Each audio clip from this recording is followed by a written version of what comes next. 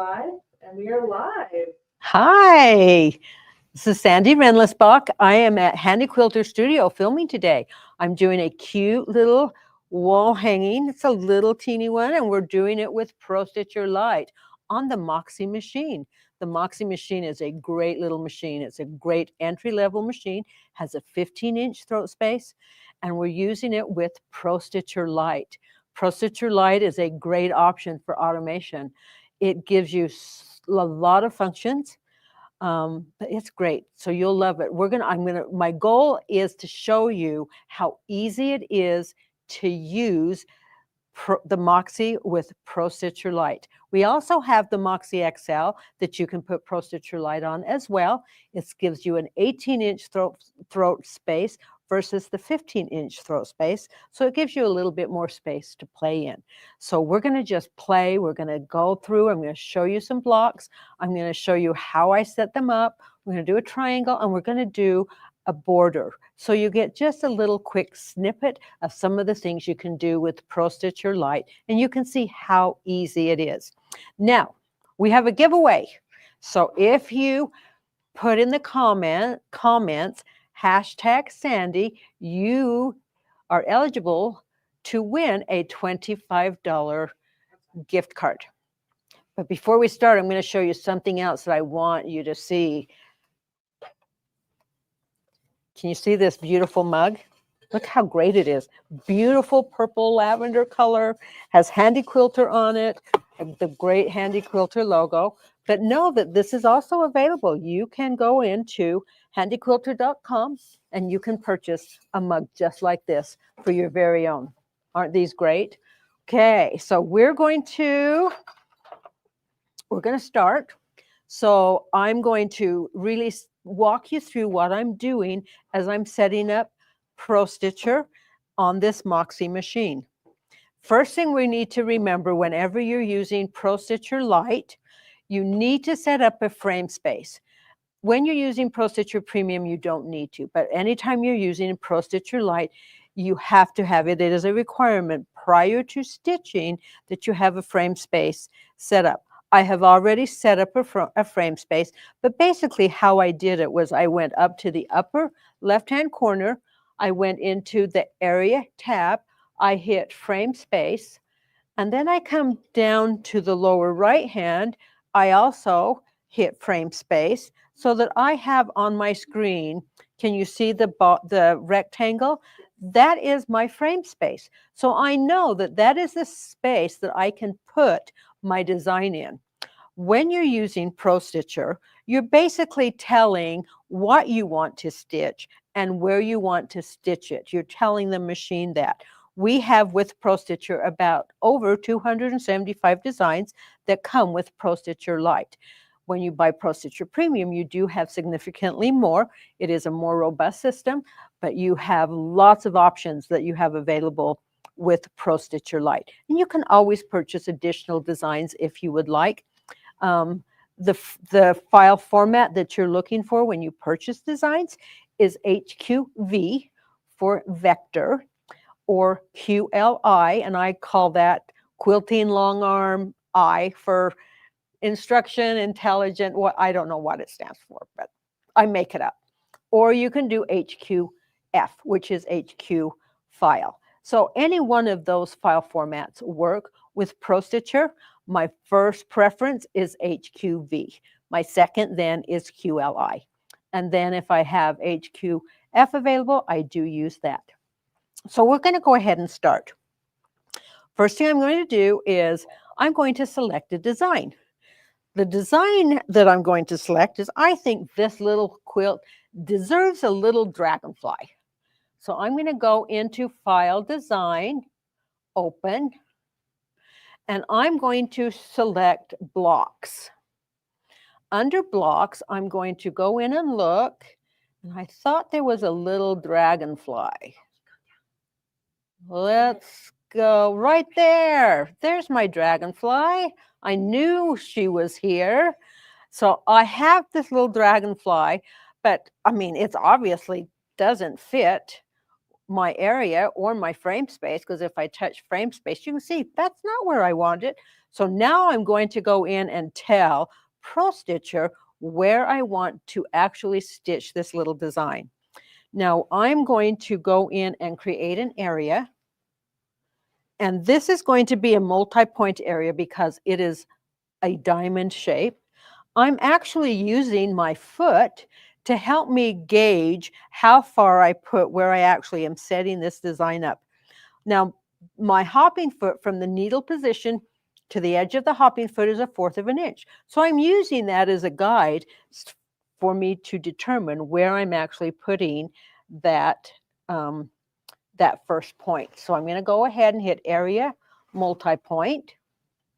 I'm going to go up here and do the same thing where I'm hugging it, hit multi-point. I'm coming down here, hitting multi-point, and I'm coming here at the bottom and hitting multi-point. Now, you can see there's my design, but I'm going to go to the refresh, which looks like a house. I'm going to hit that so that it brings it more so that I can see it better on my screen. I now want to put that dragonfly design into my area. So I'm going to go to modify. Now I am going to use the area because I'm telling it this is my where, but I need to move my design to the area. I don't move the area to my design. I'm always going to move my area to move my design to the area. I'm going to use the align tool. Can you see I've selected align? I'm going to go over to the right and I'm going to hit center. Now I'm going to go back to my refresh because I want to see what's happening on my screen a little bit better. So by hitting that refresh button, I bring it so that it's more visible on my screen. You can see it's significantly bigger than what I want. I have a couple of options. I'm going to go ahead and just hit resize, making sure my lock button is on, which maintains my aspect ratio. And I'm going to decrease the size until it fits within that area like I like it. And I'm going to put it right there. I know it just hugs that area. It fits just the way I want it, and I am happy with that. So guess what I'm going to do now? I'm going to baseline. Every time I am ready to stitch, I am going to baseline. What baseline does is it takes all of the changes I've made in Pro-Stitcher to that design and packages it so that it is much easier for Pro-Stitcher to stitch it out. So I'm going to go ahead and I like to move my needle position somewhat close to my start position. It doesn't have to be exact because the machine moves it to where it needs to be. So I'm going to go make sure I hit baseline. I'm going to go Pro-Stitcher, make sure Quilt is selected, and I can hit run. So guess what it's going to do? I'm going to hit proceed. It takes a stitch. I can slide it over and figure out where, there's my bobbin thread right there. I can put it back somewhat. I'm going to close that. I'm going to hit resume. And guess what it's going to do? It is going to stitch exactly where I told it to stitch. Now, did you see I actually held the thread as it was doing those tie-off stitches? Because I don't want to have thread come through and build up on the bottom. So I hold those two threads so that it doesn't do that buildup. And look, there we have this cute little dragonfly on this cute little quilt. Okay, I'm done. What I'm going to do now is I'm going to cut my threads. When I cut my threads, I'm going to release here. Can you see I'm pulling the thread here so that I'm releasing it so that it's got some thread so it's not tight there. I now can move my machine away. I'm going to grab hold of this. I'm going to take it back. I'm going to take it back to where it ended. I'm going to take a stitch down, a stitch up. When I pull it away again now, I'm going to do it at least a hand width, and it pulls up that bobbin thread. So I have my bobbin thread and my top thread. I can now go in and trim. and I'm ready to move on to my next design. So because I am not needing to do anything else with this square, I'm going to go to File, and I'm going to clear all off my screen. So my screen now is blank, other than you can see my frame space right there.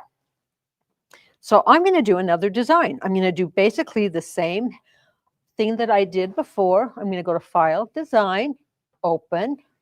Again, it is a block design. Let's just choose something. Let's go ahead and choose a different little flower. Let's go with the daffodil. We're going to choose, there is our daffodil design. Let's go ahead and create our area. Again, because it's a diamond, I can't do the 2-point, but I can do the multi-point. So I did my first corner. Again, I'm hugging the hopping foot to the stitch line, 2-point, multi-point again, multi-point again. Now I'm going to try something else. Rather than resize it the way I did the previous time, I'm going to go to Modify. I'm going to go to Skew. Can you see how Skew is selected? Now I have the option of doing Skew or Border Skew. I want to see what happens if I skew this. So what it's going to do is it's going to take this design and make it fit into that area by touching one button. Can you see how it fit in that area? And it fit in that area absolutely perfectly.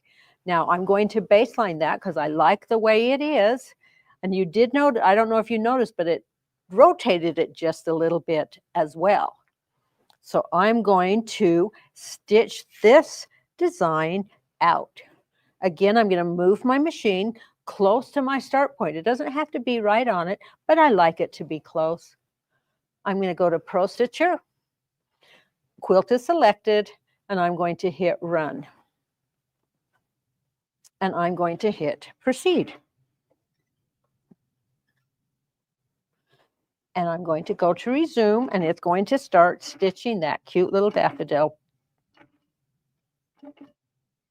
Are there any comments or any questions? If there are, let us know. I can go ahead and answer any questions.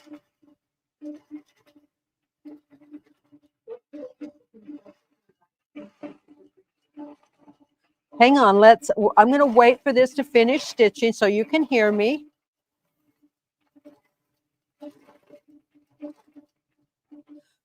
Okay, so the question was, what is the difference between Pro-Stitcher Lite and Pro-Stitcher Premium? The biggest difference is the carriage. The carriage on the Pro-Stitcher Lite is a 4-wheel carriage.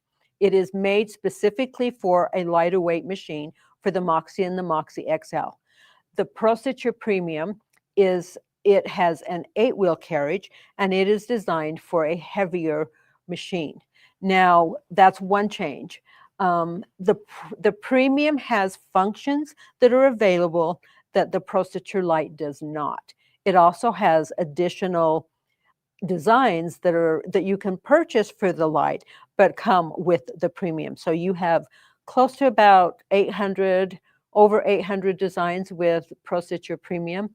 But the main difference really is that heavier carriage to manage the heavier machines. A lot of the functions are the same, but you do have more functions available to you with the Pro-Stitcher Premium than you do with the Pro-Stitcher Lite. They really are made for the machine. So we have found that the lighter machines do beautifully with the Pro-Stitcher Lite, but the heavier machines really do need the Pro-Stitcher with the heavier duty carriage. Hopefully that answers your question. Does skew change the spec ratio? It could. It can change it because what it's doing is you put in an area, and if you skew that design, it's going to go to that area. So it could change your aspect ratio. And border skew will also. Sometimes skew doesn't work. If you there's some designs you use skew and you get crazy lines all over. And then you know that you don't need, that you're not going to use it. Easy enough to change that. All you hit is no skew, and it goes back to the original. So yes, it can change your aspect ratio. So let me go ahead and pull this thread up so we're going to do a triangle.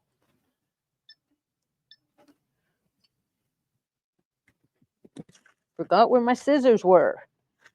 They're attached to me. We like to have our scissors so that they're easy to get to. Now I am going to go to File, Clear All, because I no longer need what I have on the screen. So what I'm going to do now is I'm going to fill in this little triangle right here with another design. I'm going to do it. If you can see this design here, it's the same design, but you probably can't see it. It's a cute little leaf pattern. So let's go ahead and hit File, Design, Open. And the design is a triangle design. So I'm going to go down here to triangles. And I am going to select Triple Leaves. It's a cute little 3-leaf pattern with a little loop. And it's just an adorable little corner design that you can use. I'm going to do the same thing I did before. I'm going to do an area. Again, if the triangle, I'm going to do a multi-point. So I hit the 1 point, hugging that seam line. I'm going to come down here, multi-point again, hugging the seam line, multi-point again, hugging the seam line. So you can see my little triangle. It's not a perfect triangle. It's not perfectly square, but you know what? I can make it look pretty good.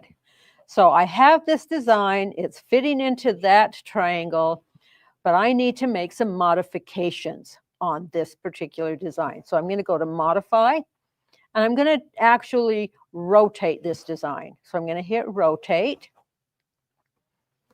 Oops, let's go to Modify, Rotate.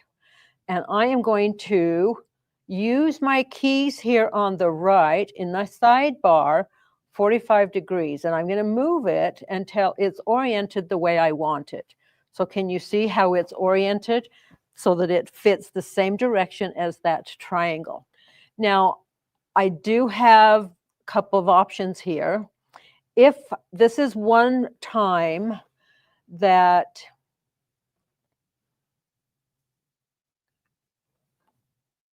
hang on. Okay, it's not letting me get to a line here.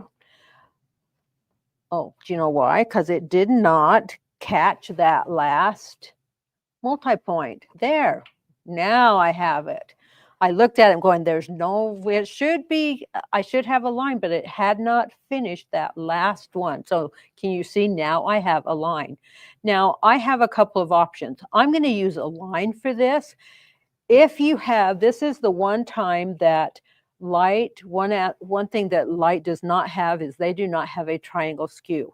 Pro-Stitcher Premium has a triangle skew, but I can get around that with all of the functions in Lite, and that's how I'm going to show you what I'm going to do. I'm going to go to Align.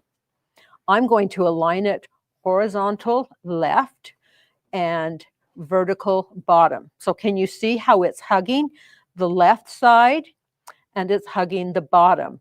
Now I'm going to resize it. When I resize it, I want to make sure my lock button is on to maintain the aspect ratio, and I'm going to decrease this. But can you see how the bottom and the left side aren't moving? The design still stays right there. Let's turn that on so we can see a little bit better. So I can make this just kind of fit where I like it. And I like the way that is, so guess what I'm going to do? The same thing I do every time I'm ready to stitch. I'm going to baseline. And so now we're going to go ahead and baseline. We're baselined it. We're going to go ahead and quilt this cute little triangle. Pull it up, hit resume. It's doing some tie-offs. And again, I'm holding my thread. because I don't want it to be, I call it it eats it down below. I want it to just be clean. Did the first one, little loop. It's going to come up and do the other loop. Do that second leaf.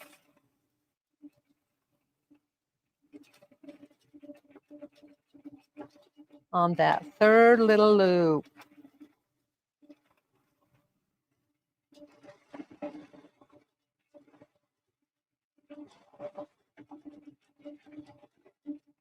And there we are. We're ready with that design. Isn't that cute right there in the corner? Gives just that little, fills that space in. And you see how, because I actually, when I set up my area, I came in a 1/4 inch, it brings the design in so that you have that design a 1/4 inch in from that seam. So we're going to make another change. I'm going to go to File. Let's do our giveaway. Okay, we're going to do a giveaway. Okay, I'm going to start drawing now. We're drawing now. So who do we have?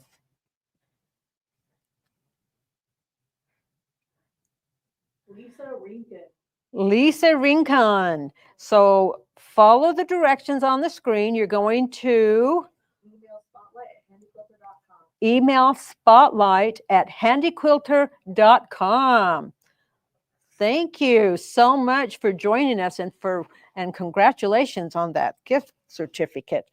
I'm going to show you one more thing, but let's go ahead and clear all. I do need to, can you see how I can't come down any here? I'm going to show you. Here's my crosshair and there's my frame space. So I need to advance my quilt. So I'm going to go ahead and advance it. So give me just a second to advance.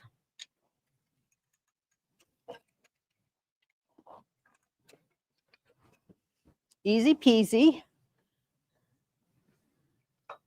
So I am now going to create a little border here at the bottom. Now I'm going to set up I'm going to set up my area here first, and then I'm going to bring in the design. It doesn't matter if you bring in the design first or the area first. You can do whichever works for you. For this time, I want to do my area first. Now, when I'm doing my area, I'm going to come right to the seam line when I'm doing this particular border. So I'm going to go to Area, Multi-Point. I'm going to come up to this corner, and I'm actually going to come in 1/4 of an inch because I don't want it to go all the way to that top of that. I'm going to come over here. I'm going to put another point. I'm going to come over. Oops, that was not what I wanted to do. So let's hit undo. Undo is one of your favorite tools, right? The 2 buttons I use most often are undo and baseline. So keep in mind, undo and baseline. So here I'm going to come down that 1/4 of an inch, but I'm going to have it be right on that seam line. So I'm going to hit multi-point.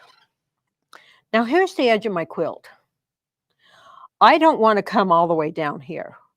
I want to make sure I'm coming about a 1/2 an inch up so that it's up from where I put in my binding. So I'm going to kind of estimate about a 1/2 an inch, and that's where I'm going to put that point. And I'm going to come over here and do about the same, and right on that seam line, and put my point. Now, I'm going to go ahead and pull it up so I can see it.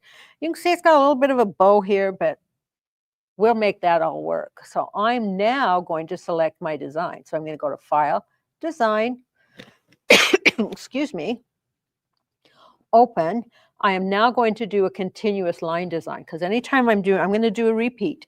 When I'm doing repeats, I want to make sure I'm using a continuous line design.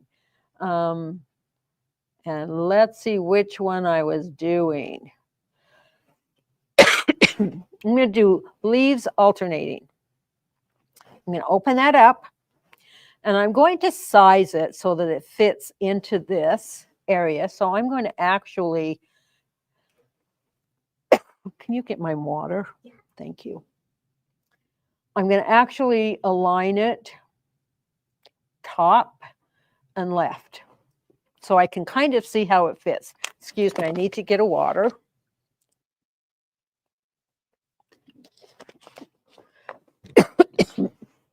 And I can see that it's too big for that right now. So I'm going to, at this point, go ahead and resize it, making sure my lock is on. I'm going to resize it so that it fits. I like the way that looks. So I've sized it now. I'm going to go in and do some repeats here. So I'm going to go to repeat. I'm in basic, and I'm going to, my horizontal is selected. I'm going to go ahead and add a couple of repeats. And it looks like 6 is too big, and 5 is too small. But what I'm going to do is I'm going to hit 6. Even though it's too big, I'm going to make it fit.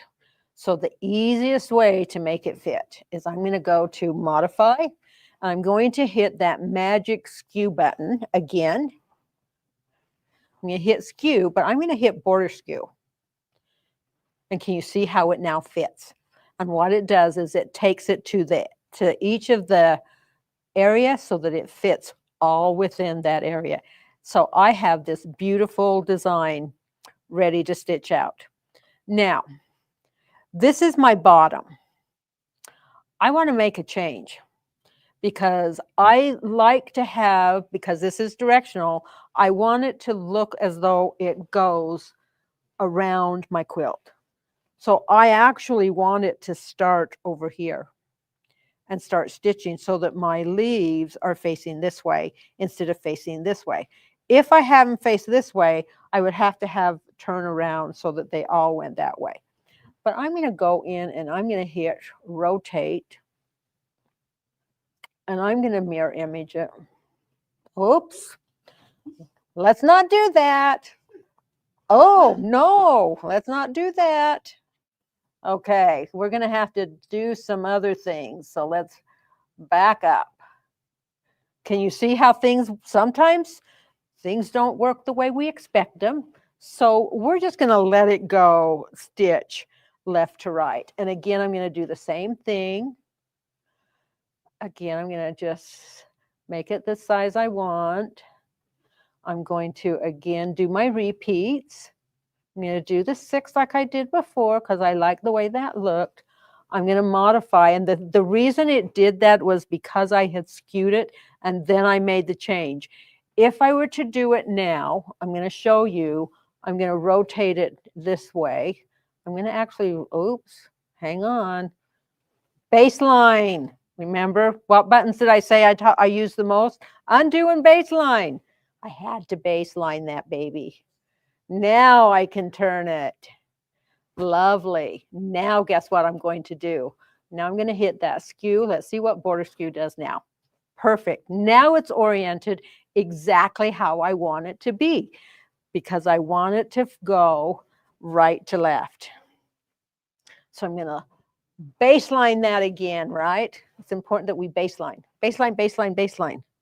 Okay, so now I'm going to go to Pro-Stitcher, Quilt, and Run. And we are going to stitch this little border out. And resume. Does some tie-offs.